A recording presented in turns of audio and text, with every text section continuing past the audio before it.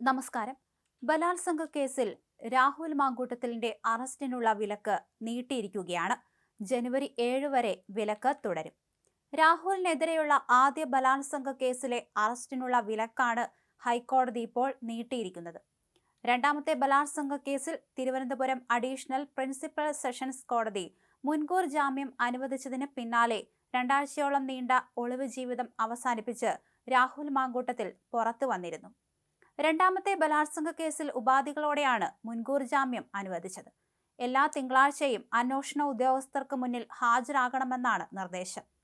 രണ്ടാം ബലാത്സംഗ കേസിൽ മാങ്കൂട്ടത്തിലിന് മുൻകൂർ ജാമ്യം നൽകിയതിനെതിരായ സർക്കാർ അപ്പീലിൽ ഹൈക്കോടതി ക്രിസ്മസ് അവധിക്ക് ശേഷം പരിഗണിക്കാമെന്നും കോടതി അറിയിച്ചു. ജനുവരി ആദ്യവാരമായിരിക്കും രണ്ടാമത്തെ കേസ് പരിഗണിക്കുക എന്ന് നേരത്തെ റിപ്പോർട്ടുകളുണ്ടായിരുന്നു. എന്തായാലും അറസ്റ്റിനുള്ള വിലക്ക് ഇപ്പോൾ ജനുവരി 7 വരെ നീട്ടിയിരിക്കുകയാണ്.